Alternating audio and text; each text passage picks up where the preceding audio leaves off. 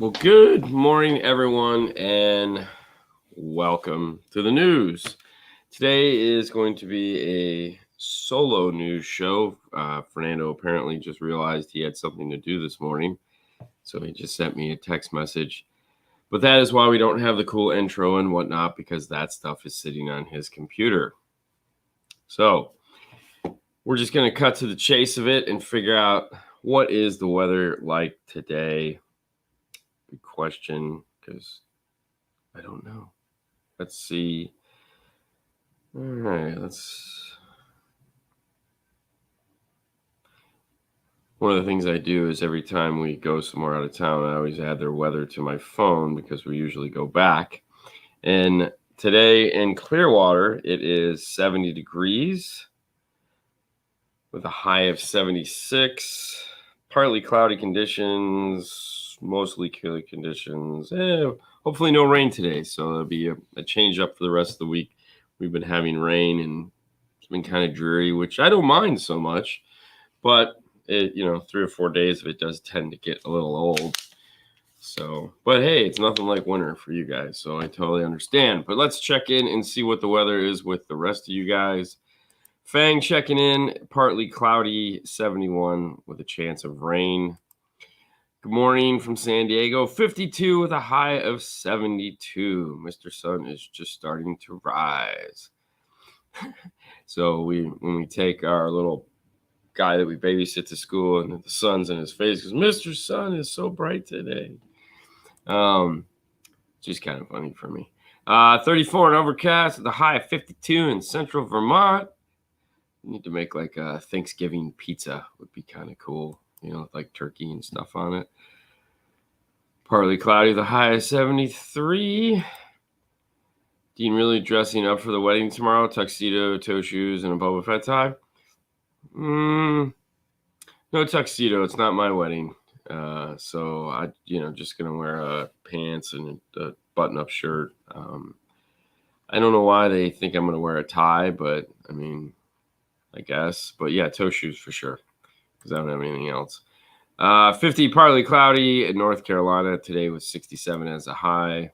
Springfield, Massachusetts checking in at 46 with a high of 62. Man, it is getting like cold where you guys are at. 60 and dropping fast, rain and cold in Detroit. I remember those days for sure. Definitely no fun. Good morning from Altamont Springs, Florida. Hey, how's it going? 29 and clear in the Pacific Northwest. Ooh, yeah. All right.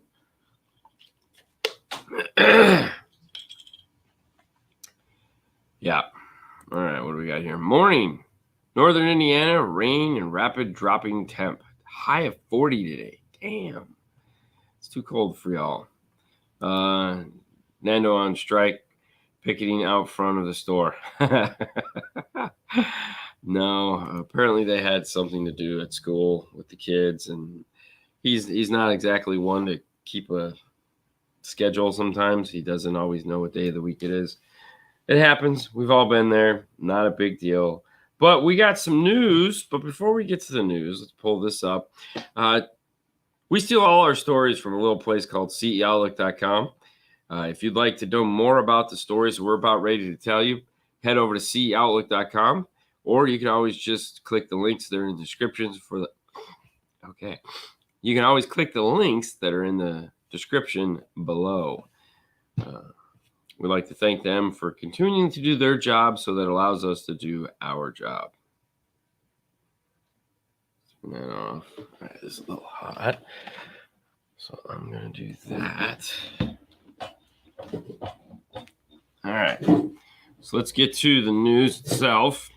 We got, like I said, a few stories for you. As it approaches the end of the year, these things are getting, fewer and fewer. Meaning there's not as much news to talk about. And I'm going to grab one thing real quick. All right.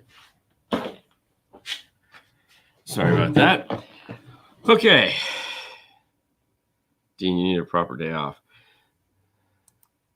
Yeah, I'm not going to argue that point. I could totally do it. coffee. I don't drink coffee. I don't drink coffee. Probably should. I've always wanted to start. But anyways, let's hop into the news. One of the big stories this week that we got a lot of call out on is this one right here. JL Audio management changes. This is just a polite way of saying that Garmin came in and let go a bunch of people in their marketing department. And I mean a bunch of people. A lot of the higher end guys are gone. This is an interesting story to read. They let go a ton of guys and then moved around some of the lower end guys up in the higher end positions. This is one of those scary things that when a new company takes over, these things happen. Kind of have to, we've been waiting to see what's going to happen. Garmin just equates it to overlap, meaning that these positions they already had employees for, so there was no reason to keep the JL guys. But you never know. Garmin bought JL for a specific reason, and of course, they're going to move forward with what that is, regardless of what JL has to offer or what they're thinking. This is just how these things go. Very similar situation to when Audio Control was purchased by then Amp Global, now Stinger.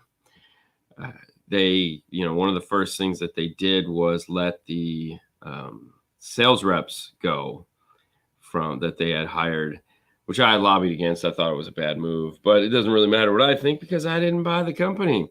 So yeah, something like this is kind of normal. It is going to happen. Opposite side of this is when Rockford was purchased. The company that purchased them also went out and bought a lot of the sales rep firms that were representing them so that they could have total control of the pipeline. There again, I think they needed the pipeline, whereas Garmin already has a pipeline, as well as Amp, now Stinger, had sales forces to take over and do those kind of things. So it ought to be interesting to see. I'm pretty sure this is probably not the end of the management as far as how they're going to react and do things at the new JL, we'll call it. But it does suck. No one likes to find out that they, hey, sorry, it's been great, it's been nice, but get out. For sure. Garmin trimming down, save money, make money. It's the solution that eventually brings the company down. Yeah, who knows? I mean, like I said, I feel they had a plan, or they have a plan. Doesn't always mean it's a good plan, but definitely you're up early, Fro. What the heck?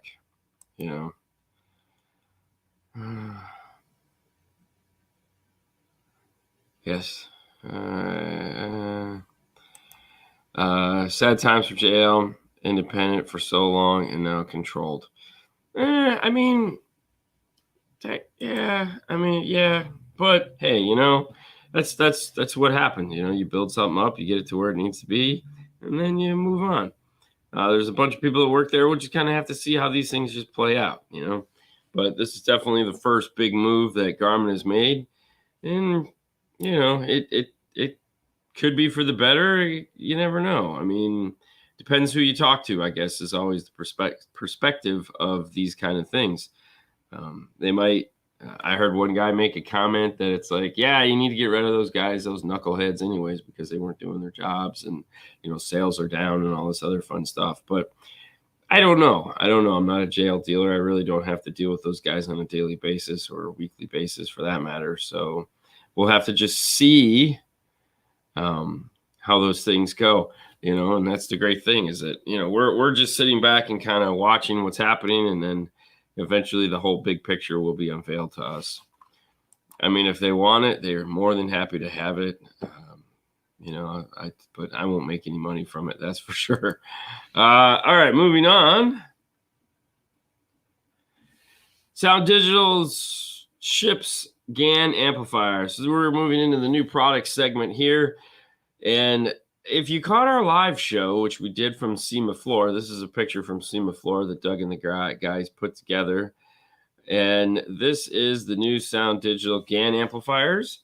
Now, a couple of neat things about these amplifiers is that there's going to only be a limited run of these made, meaning they're not making a ton of these things. They're only going to make 300 of each of the 2 units they're planning on making. Oh, definitely. Yeah. I mean, that goes without saying. Gonna get rid of Dean and keep Nando and Garmin by far. Oh, for sure.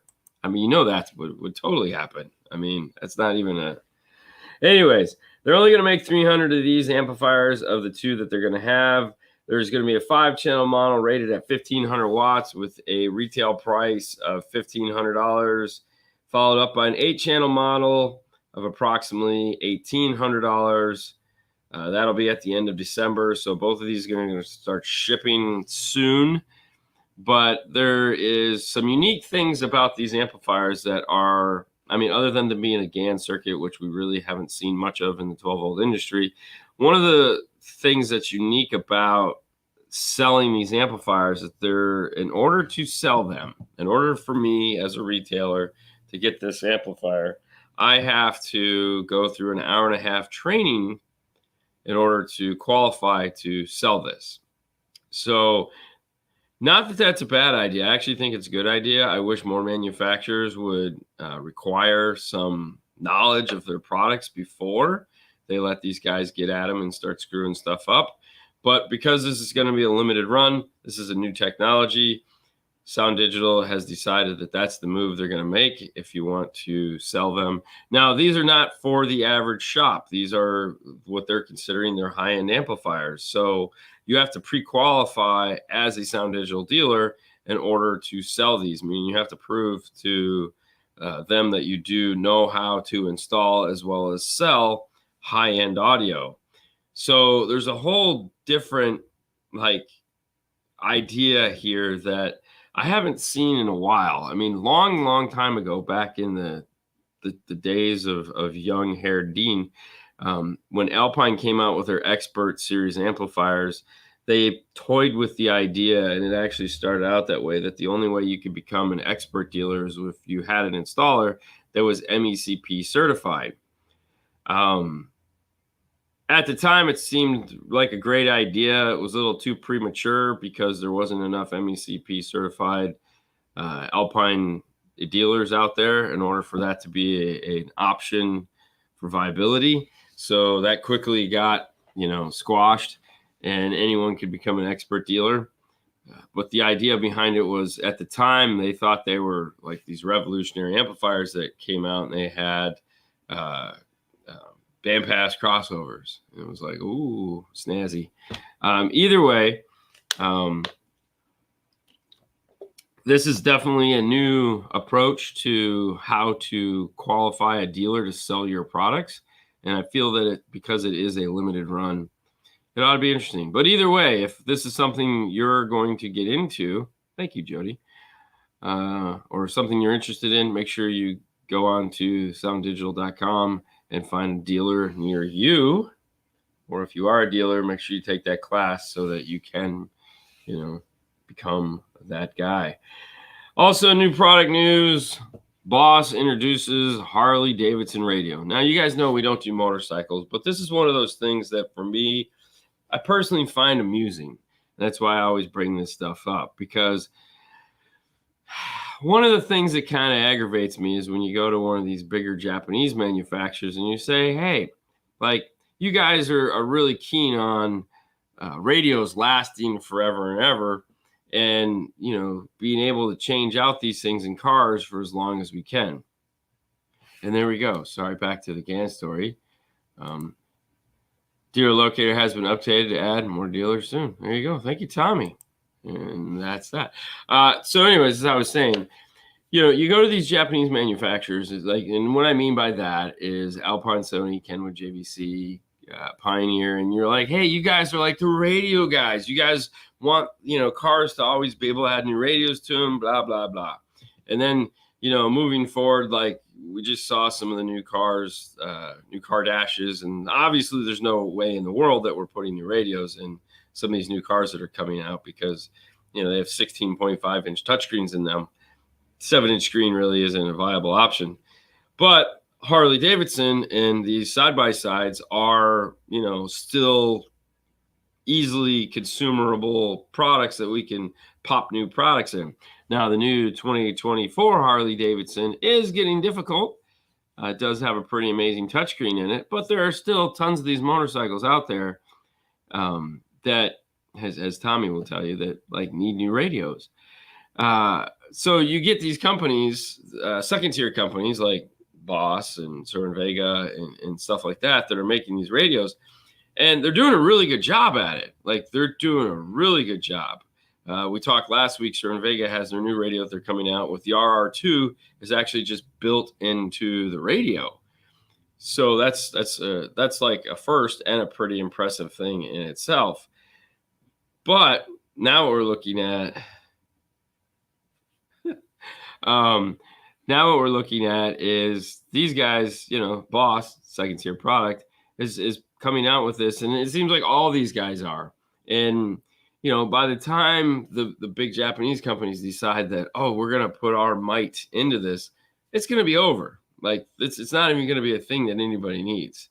So it's just funny because like we had the conversation with one of them not too long ago because they just decided to get into the motorcycle business and they're doing it, and like they had to get their blessing from Japan to do it and all that other kind of thing. But they're, you say, well, are you going to get into the radio business, which is your core business? No, probably not. We're still doing research on that. It's like, are you kidding me? Like, seriously? Okay. I mean, it's just kind of weird. You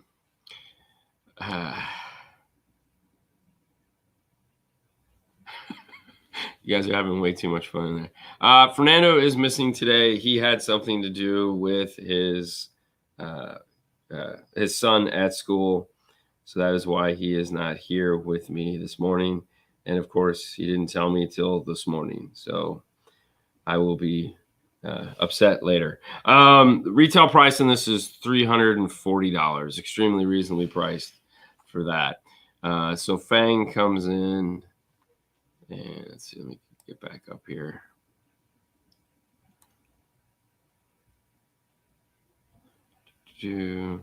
Yeah, so this is like a 10-year-old, good for a 10-year-old motorcycle, which is what these guys are buying.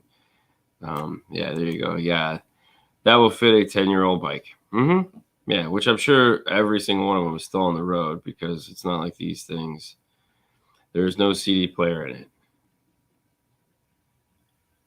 No, Fernando will be here by the time it's time to go to work. So you're okay, man.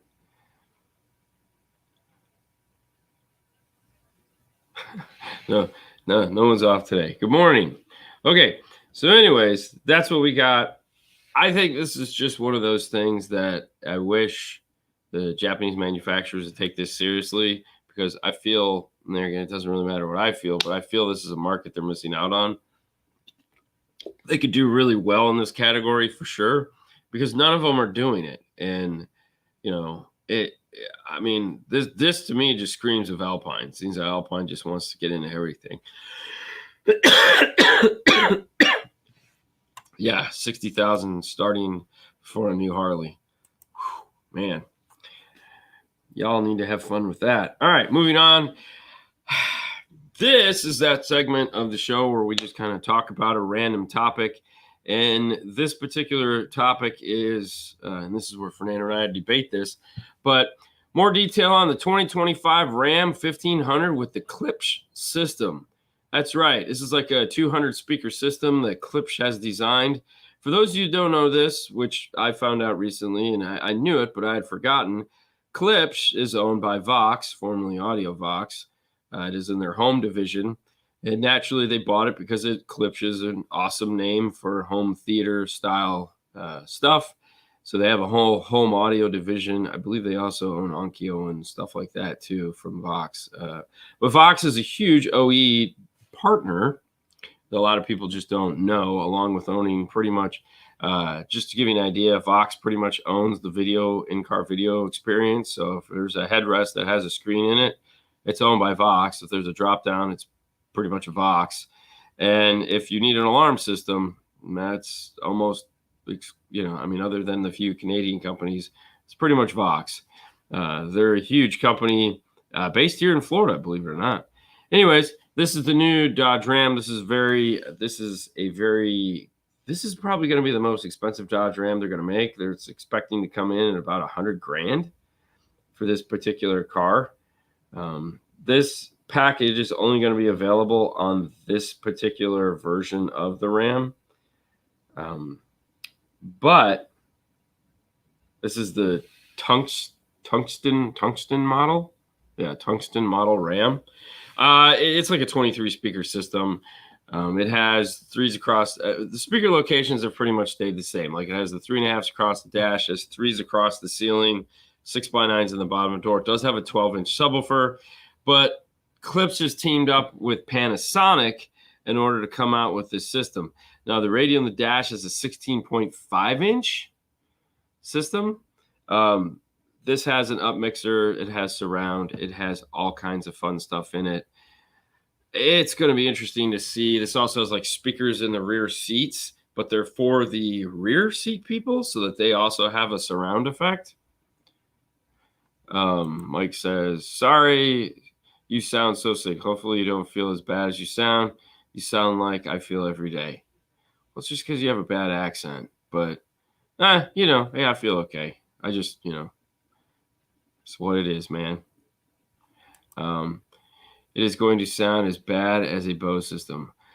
So this is funny because this is definitely going to be one of the most expensive systems Dodge has ever put in a car, for sure. No doubt about it. Ford has their new Unleash system, which I love the fact that they did this because it added a three-way set to the front of the F-150. They've also put speakers in the headrest, firing forward, like old school Miata style. Some of you guys know what I mean by that. They got speakers everywhere. Speakers above you, speakers behind you, in the front of you, in the center. And the Unleash system by far for us has probably been one of the most poorly received upgrades Ford has ever done to their audio system. And which I like because that means people come in and they're like, could you please tear all this crap out and just put a regular stereo in here that doesn't sound this bad? And so then the question is how far is too far? Are these manufacturers taking this to the level of silly? Meaning, I feel personally that there's a difference between when you're watching TV and you have a surround system and when you're in your car and you're listening to audio. I don't know if those necessarily need to be the same listening experiences. For example, center channel is awesome, but do we really need that in a car? I mean, I understand, yes, but I mean in a sense of like a theater style center channel, or do we just need good upmixing that helps to drive the main vocal towards the center of the car? Like if you've ever listened to audio while your receiver is in a surround mode, it definitely doesn't sound as good as just listening to it in stereo, in my personal opinion, and sitting in a nice spot in the house. If the center channel is in there to help the sound stage sound better, meaning try to make it sound like a really good 2-channel audio by adding in the center channel. And there again, this is just a thought. Then great. But I feel some of these manufacturers are trying to make this thing sound like a home theater, which some guys want. Every now and then we get a guy that comes in and says, I want it to sound like surround. And there again, when people say that, I don't know if you don't understand what they mean by that, then it could be a misinterpretation. This happens a lot of the times when these companies do their polls and they ask these questions of, what would you like? And they're like, I want surround. And so in their mind, they're thinking, you want a home theater sound. But really what you mean is you just want to sit in the middle of a big speaker and have sound all around you. You don't necessarily want it steered from certain locations. So 12-channel DSP will be a must. Try like 20-channel DSP. So Helix teased this week that they're coming out with their 20-channel DSP. There was no news on it, so I couldn't report it because I couldn't find where the story was at. But supposedly Helix will have their 20-channel DSP coming soon. So that ought to be pretty interesting.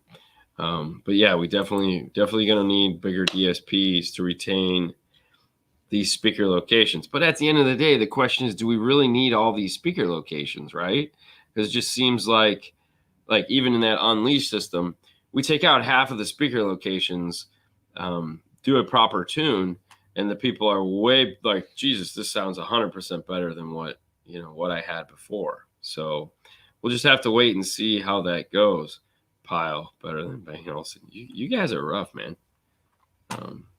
Yeah, you guys are definitely rough. Oh. All right, so last thing up is this guy right here. This is the golden ticket for you to become, or you to attend, the build off at MasterTech Expo 2024 that is coming up here on March 3rd through the 6th. So there's going to be 12 competitors, and each one of the 12 competitors, their name has been selected, and this is going out for them today. So next week we'll have the name of the finalists, meaning the guys that are going to compete. Now, three of the winners, or the team blue, which is 3 guys from last year, are coming back to compete this year, and then we're going to have 9 new competitors that are going to be competing in the build off.